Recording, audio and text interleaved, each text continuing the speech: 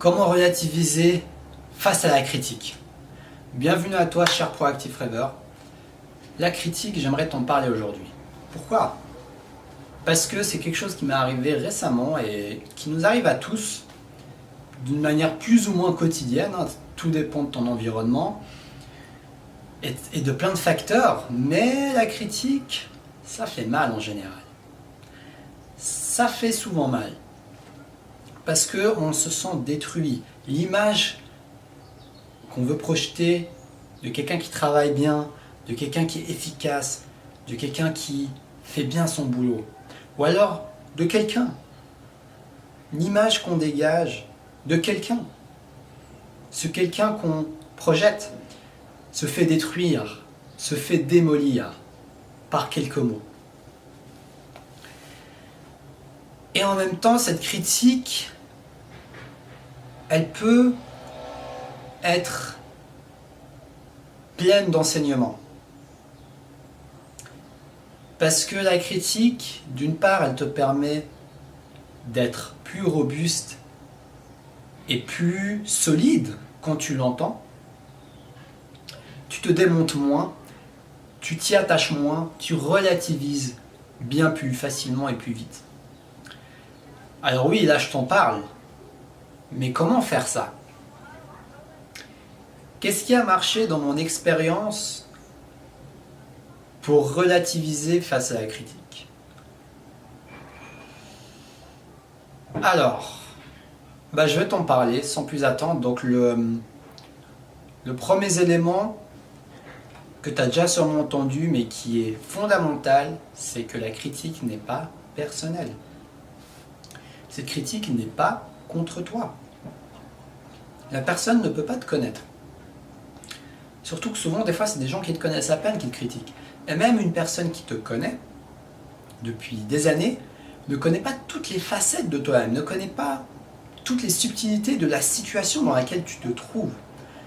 Tu vois, des fois on te critique, mais la personne, même si elle te connaît, est-ce qu'elle va savoir dans quel contexte tu te trouves? Peut-être que tu as fait cette erreur parce qu'il te manquait un ingrédient, un objet, une personne, un imprévu qui t'est arrivé, qui t'a empêché de faire quelque chose bien ou comme tu le voulais. Mais la personne extérieure, est-ce qu'elle aura le temps d'analyser, de voir les différentes étapes, les différents imprévus, ce qui s'est passé dans ta vie? Enfin, elle n'aura pas le temps de voir tout ça en principe. Donc elle va juste, parce qu'on n'a pas tous cet art de communiquer avec empathie avec les autres, donc on va critiquer, on va juger. Et qu'est-ce qui se passe quand on se fait juger, quand on se fait critiquer? On le prend comme si c'était la fin du monde. Notre monde, notre ego s'effondre. Parce que notre ego, quand on y est trop attaché, ça devient notre monde. Et donc c'est pour ça que le monde s'effondre quand on le critique, dans ce cas-là. Donc, essaye de te dire que la personne, on sait très peu sur les paramètres qui ont fait en sorte que tu aies fait ce que tu as fait. Ça peut aider. Parfois j'essaie de me dire ça m'est déjà arrivé de me dire, bon, la personne, quelque chose qui m'a beaucoup aidé dans le passé, c'est de me dire que la personne voit que la partie émergente de l'iceberg. Tu vois, cette métaphore peut t'aider peut-être à assimiler plus ce que je suis en train de te dire. Elle voit juste la partie émergée de l'iceberg. Mais il y a également une partie immergée. Une partie qu'on ne voit pas, qui est sous la mer. Et cette partie-là, toi, tu peux la voir. Toi, tu peux en prendre conscience et te dire, ok, je sais qu'il y a cette partie que les autres ne voient pas. Et donc, quand les gens me critiquent, ils critiquent que le petit bout qui sort de l'eau. Que la partie émergente de l'iceberg. Et donc, ça réduit beaucoup quand même ce sens de « je me sens complètement détruit ». Parce qu'il y a juste le petit partie émergente qui est détruite au final, si cette partie se fait détruire, et non pas la totalité. Donc, ça peut être une piste à suivre pour t'aider à relativiser. Un deuxième élément qui m'aide à relativiser, c'est de prendre en compte la partie la partie immergée, donc sous l'eau, de l'autre personne. Alors tu vas me dire, oui mais tu es en train de me dire qu'on ne peut pas la voir cette partie, donc comment moi je vais faire pour deviner sa partie cachée de l'iceberg? Eh ben, t'es pas obligé de tout deviner, t'es même pas obligé de deviner quoi que ce soit en fait. Tu peux juste questionner. Et le fait de commencer à questionner, tu sors de cette croyance que tu es détruit, de ce paradigme que tu es détruit quand quelqu'un te critique, de ce paradigme que quand quelqu'un te critique, il a raison. Tu sors de cette croyance. Parce que inconsciemment, il y a cette croyance. Si tu te sens détruit, c'est pas par hasard. C'est parce qu'il touche un point sensible. C'est parce que peut-être que tu n'as pas une estime de toi assez forte, assez solide pour être protégé, entre guillemets, par cette critique. Et donc, inconsciemment, tu te dis, oui, il a raison quand il me dit ça. Tu te dis, je me sens nul, je me sens ci, je me sens ça. Et tu valides la critique. Mais vraiment en te disant que la croyance que l'autre a forcément raison quand il me critique et ne jamais questionner l'autre, c'est tout simplement prendre pour content, prendre pour acquis tout ce que le monde te dit, tout ce que le monde t'offre. Alors qu'en réalité, ça peut être intéressant de faire un tri. Surtout dans l'art des critiques. Pourquoi tout prendre? Prends ce qui te parle. Prends ce qui t'est utile. Prends ce qui est constructif. Prends ce qui t'aide à grandir. Mais, quand il y a quelque chose que tu sens que c'est gratuit, que tu sens qu'il y a quelque chose qui est peut-être caché là-dessous, ça n'a pas l'air d'être très objectif cette critique. Bah, si tu as cette intuition, demande-toi, qu'est-ce qui l'a poussé à me critiquer? Qu'est-ce qui pousse cette personne à me critiquer? Peut-être que cette personne est exaspérée, est frustrée, est stressée dans son travail. Peut-être que cette personne ne s'aime pas, donc elle a de la difficulté à aimer les autres, et donc par conséquent elle a de la difficulté à voir les qualités et le bon travail des autres. Peut-être que tu auras beau faire le travail le plus magnifique et parfait du monde, cette personne trouvera toujours quelque chose à critiquer. Parce que étant donné que la perfection est un mythe, cette personne ne trouvera jamais quelque chose de parfait. Et donc, si tu restes dans cette croyance que cette personne a raison, tu lui donnes un pouvoir sur toi qui est immense. Le pouvoir de te détruire, psychologiquement. Et moi, ce que je te demande, c'est de faire de ton mieux, petit à petit, pour reprendre ce pouvoir. Reprendre ce pouvoir qui t'appartient d'être ton propre juge d'une part, sans forcément fermer la porte aux critiques, mais en questionnant. Qu'est-ce qui pousse cette personne à me critiquer? Et une autre question qui m'aide, c'est je me dis, mais qu'est-ce qui pousse cette personne à me critiquer de cette manière? Parce qu'elle pourrait te dire une critique, que tu prends ou que tu ne prends pas, mais d'une manière constructive. Par exemple, une personne peut te dire, mais c'est nul ce que tu fais, c'est moche ce que tu fais. C'est pas très constructif. Mais elle pourrait également te le dire d'une manière, écoute, personnellement, je n'apprécie pas trop ce que tu as fait. Ou alors ce que tu as fait ne correspond pas à ce que je recherchais. Voilà, peu importe, mais d'une manière un peu plus constructive. Mais pourquoi la personne ressent ce besoin de dévaloriser? Donc je me pose cette question, je me dis, ah mais peut-être que cette personne, elle se sent bien quand elle fait ça.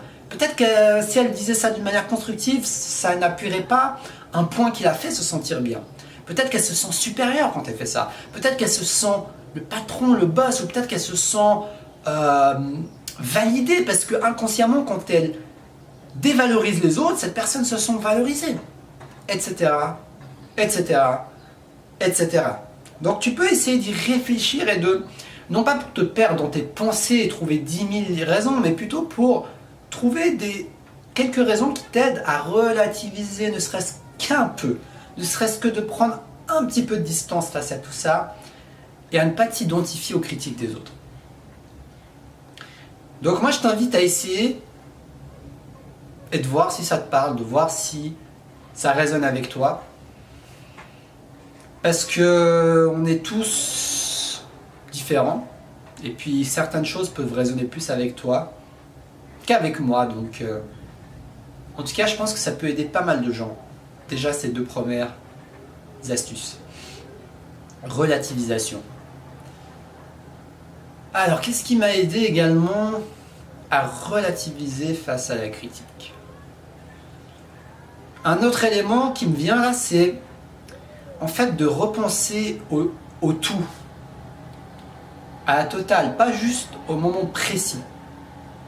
Parce que parfois il m'est arrivé de me sentir vexé, de me sentir blessé, de me sentir frustré, parce que quelqu'un me critique. Et au final, quand je prends du recul, je me dis, mais en fait cette personne, parfois elle me donne des compliments, parfois elle me motive même. Mais je m'arrête juste à la critique en fait. Et qu'est-ce que ça crée ça? Ben, ça crée qu'on devient aveugle, qu'on s'auto-aveugle de tous les bienfaits positifs des compliments et on se focalise que sur la critique. C'est la même chose vis-à-vis de soi-même. Quand on voit que nos erreurs, quand on voit que nos défauts, plutôt que de voir ce qu'on a fait de positif, ce qu'on a acquis, ce qu'on a fait de bien, la discipline qu'on a eue, mais on voit plutôt ce qu'on n'a pas fait, nos défauts, etc., etc. Donc, comme vis-à-vis de toi-même, c'est important de voir ce qui est important, voir ta propre valeur. Essaye de le voir aussi dans le contexte de la situation. L'autre personne, elle t'a peut-être dit 10 compliments, mais il passe totalement à travers ta perception. Il passe complètement par la fenêtre, à la cuvette, directement la chasse d'eau, c'est fini. Alors qu'en réalité, il y en a beaucoup plus de compliments que tu peux le croire. Pas dans toutes les situations, mais parfois, ça m'est déjà arrivé en relativisant de me dire, mais en fait, c'est juste moi qui prends mal ce simple critique. Et tu peux te dire, mais pourquoi cette critique particulière? Peut-être que c'est une critique dans un certain thème, dans une certaine partie de toi-même, ton apparence ou alors ton efficacité, tu vois. Ça peut être sur plein de choses, mais peut-être qu'il y a quelque chose qui te titille beaucoup plus que le reste. Et ça, c'est juste un cadeau. Parce que c'est un indice qui va te permettre de voir qu'est-ce qui bloque en moi. Pourquoi quand quelqu'un me critique ce sujet, je me vexe, même s'il m'a complimenté 10, 20 fois sur d'autres choses. Mais pourquoi sur ce point particulier, je me sens attaché et ça me tient à cœur que l'autre personne me reconnaisse? C'est à explorer. Je n'ai pas la réponse pour toi. C'est quelque chose que tu pourras faire dans ton propre cheminement personnel, dans ton propre décheminement, j'ai presque envie de dire, dans le sens d'enlever tous les blocages qui sont encombrants en toi. C'est ce que je m'engage à faire dans ma propre vie et c'est ce que j'aimerais t'inspirer à faire parce qu'au final, je te donne ces astuces pour relativiser, mais elles vont vraiment fonctionner sur le long terme, en profondeur, seulement si tu déracines ce qui crée ces blocages. Donc oui, relativiser peut aider, mais sur le long terme, il va falloir, à mon avis, confronter toutes ces parties d'ombre en toi qui font en sorte que tu te vexes pour ci ou pour ça, qui renforcent ton ego et qui font en sorte que ton ego est beaucoup plus fragile et moins sain. Et puis, comme j'aime bien en parler, la dernière chose que j'aimerais te dire, c'est que une approche beaucoup plus physique, corporelle, si quelqu'un te critique, reviens dans ton corps. Tu peux relativiser, mais tu peux également redescendre dans ton corps et te demander, ok, peut-être en dehors de la situation, ou alors sur la situation, si tu arrives à avoir assez de conscience sur le moment pour prendre conscience de ce que tu ressens, et te dire, mais qu'est-ce qui se passe en moi là? Qu'est-ce qui se passe en moi? Est-ce que je sens une boule au ventre? Est-ce que j'ai le cœur qui bat vite? Est-ce que je sens mes dents qui se serrent, frustrées comme ça? Qu'est-ce qui se passe en moi?